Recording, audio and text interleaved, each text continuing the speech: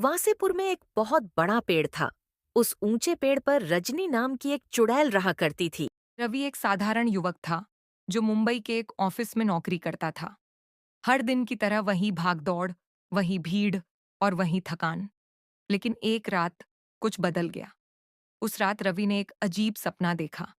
सपने में वो एक पुरानी हवेली के सामने खड़ा था। जब रवि ने दरवाजा खोला तो वो किसी और ही दुनिया में पहुंच गया। वहां कोई आवाज नहीं थी, न हवा, न पक्षी, न इंसान। एकदम शांत। आसमान नीला था, जमीन पर फूल थे और हवा में हल्की धुंध। तभी किसी ने पीछे से आवाज दी, तुम आ ही गए। वो लड़की थी, सफेद कपड़ों में लिपटी, आंखें कजरी और चेहरा एकदम शांत। उसका नाम था नैरा। मैं तुम्हारा इंतजार कर रही थी, उसने कहा। क्यों? रवि ने पूछा। क्योंकि तुम्हें कुछ याद दिलाना है। ये सपना नहीं, तुम्हारी पुरानी जिंदगी है जिसे तुम भूल चुके हो। रवि हैरान रह गया।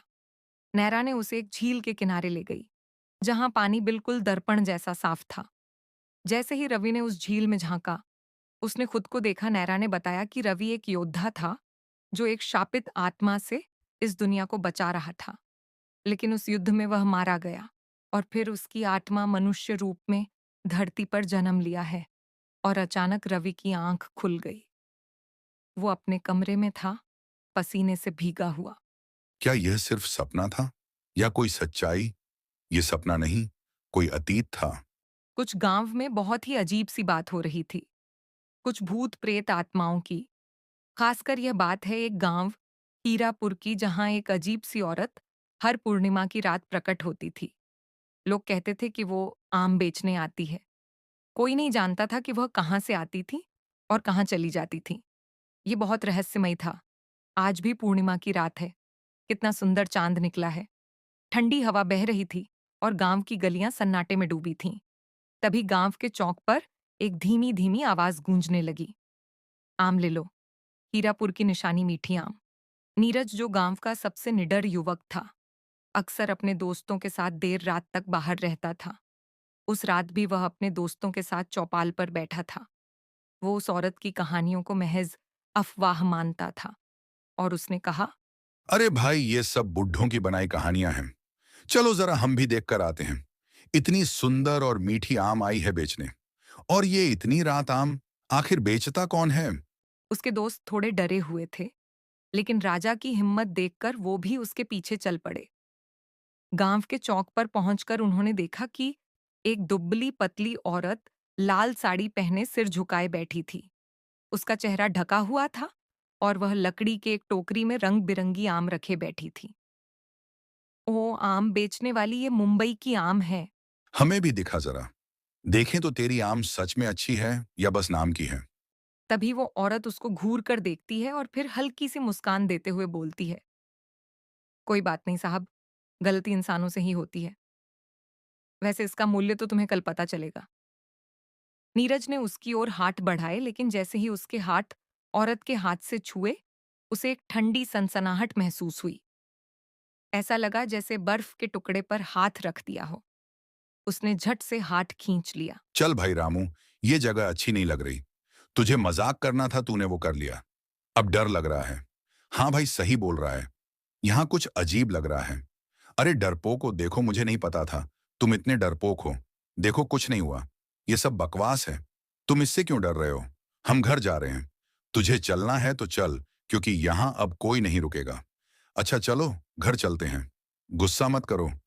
मैं भी चल रहा हूँ घर तुम लोगों के साथ। हाँ, अब चुपचाप सब अपने घर जाकर आराम करो।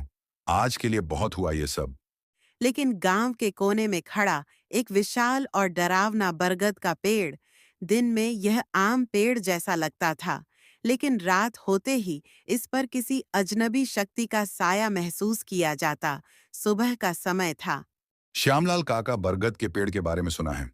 मैंने, लोग कहते हैं वहां कुछ अजीब होता है। ऐसा मत बोलो बेटा, वो पेड़ अशुभ है, वहां जाना मना है। पर क्यों? क्या सच में वहां कोई आत्मा रहती है?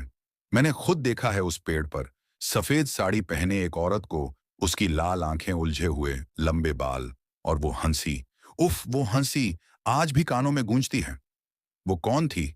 उसका नाम था कजरी। उसके साथ गांव वालों ने बहुत अन्याय किया था।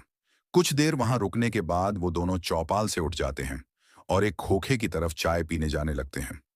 राजू भाई, तुम्हें क्या लगता है, क्या गांव वाले सही कह रहे हैं? पता नहीं यार, मुझे तो विश्वास नहीं हो रहा था। एक पल को तो मुझे ये लगा ये लोग फेंक रहे हैं, लंबी लंबी यूं ही डर का माहौल बनाने के लिए हैं। हम क्यों ना खुद जाके सच्चाई पता की जाए? क्यों, क्या कहते हो?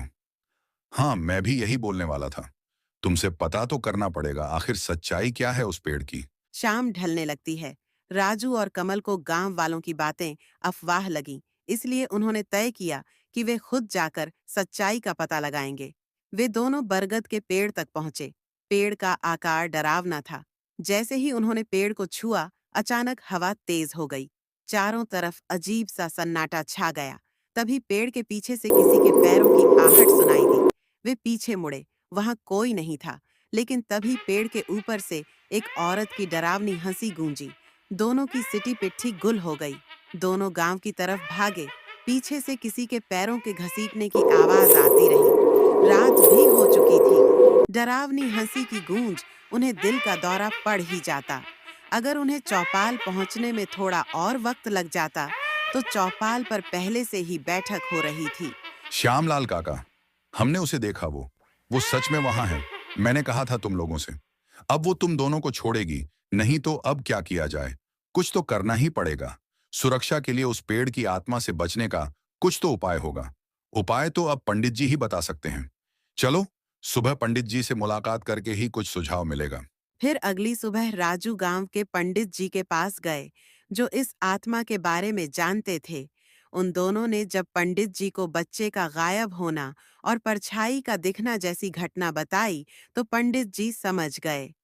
हाँ, बहुत साल पहले की बात है। इस गांव में एक विमला नाम की औरत थी।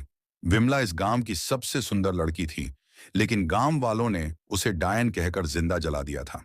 मरते समय उसने श्राप दिया कि जो भी उस पेड़ के पास जाएगा वो उसे मौत के घाट उतार देगी। तो क्या वो अब भी बदला ले रही है? हाँ, और जब तक उसे मुक्ति नहीं मिलेगी वो आत्मा गांव वालों को सताती रहेगी। तो पंडित जी, कुछ तो उपाय होगा इस आत्मा से बचने का। हाँ है, तो चलो, रात को सबको पेड़ के पास इकट्ठा होने के लिए कहो, मैं वहीं मिलूंगा। पूरी तैयारी के साथ फिर वे दोनों चले गए और पूरे गांव वालों को पंडित जी की सूचना दे दी। रात को गांव वालों ने हवन शुरू किया। अचानक तेज हवाएं चलने लगी। फिर से वही डरावनी हंसी गूंजी। पेड़ के ऊपर से विमला की आत्मा प्रकट हुई। तुम्हें लगा कि मुझे जलाने से मेरा अंत हो जाएगा। अब मैं और ताकतवर हो गई हूँ। तभी श्यामलाल काका का ध्यान पेड़ के पीछे गया। पंडित जी का शव पेड़ पर लटका हुआ था। तभी श्यामलाल काका बचाओ बचाओ कर भाग गए। तुम्हें यहाँ नहीं आना चाहिए था। यह मेरा और उनके बीच का मामला है। अब तुम नहीं बचोगे। अरे भाई, हर गांव में सरकारी नल लग गए हैं। बस हमारा ही गांव है जहां कोई नल नहीं लगवाता। वोट लेने आ जाते हैं, पर तरक्की के समय खाली अंगूठा दिखा देते हैं। सही कह रहे हो भाई, अभी भी कुएं से पानी खींचना पड़ता है। बताओ भला, 2-4 बाल्टी थोड़ी ही ना है जो निकाल लो। ऊपर से आजकल के नौजवान बच्चे मेहनत नहीं करना चाहते। हम बूढ़ों को ही पानी खींचना पड़ता है। तभी एक आवाज आती है। एक रात रीना जंगल लकड़ियां लेने जाती है। रीना जैसे जंगल और बढ़ती है, उसे एकदम झटका लगता है, जैसे किसी ने उसे बीच में ही पकड़ ली हो। रीना जंगल में इधर उधर देखती है।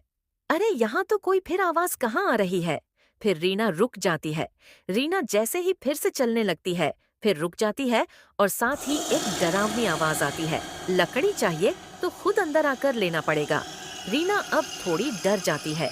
वो हिम्मत बांधकर हवेली में झांकने लगती है तो उसे एक डरावना चेहरा दिखता है, एक भयानक भूत। भूत को देख वो सहम जाती है और अपने उल्टे कदम पीछे आने लगती है। तभी भूत रीना को अंदर की तरफ जोर से खींचता है और रीना में खींची चली जाती है। अरे बचाओ कोई, भूत भूत कोई बचाओ! तभी एक जोर की आवाज आती है। आवाज सुनकर पड़ोस वाले हवेली के पास आते हैं। एक पड़ोसन हवेली के अंदर झांकते हुए आवाज लगाती है, रीना! अरे रीना, क्या तुम मुझे सुन पा रही हो? रीना सब सुन पा रही थी। उसकी आवाज हवेली से बाहर नहीं आ रही थी। अब उसका गला भी बंद हो गया था और देखते ही देखते रीना लोगों को दिखना बंद हो गई। देखो एक और जान, इस पानी के चक्कर में कितनी जानें जा चुकी हैं और कितनी मौत भेंट चढ़ेंगी यहाँ। तभी अचानक हवा और आंधी के झोंके के साथ वो चुड़ैल प्रकट होती है। उसकी आंखें अंगारों की तरह जल रही होती हैं। वो गुस्से में चीखी, मुझे कोई नहीं रोक सकता। जिसने मेरी आम ली वो मरेगा। और अब इस नीरज की बारी है। मैं इसको कतई नहीं छोड़ूंगी। वो नीरज की तरफ बढ़ती है और चुड़ैल चिल्लाने लगती है, तेरा समय पूरा हो चुका है। Kenapa tak tidur lagi, ha?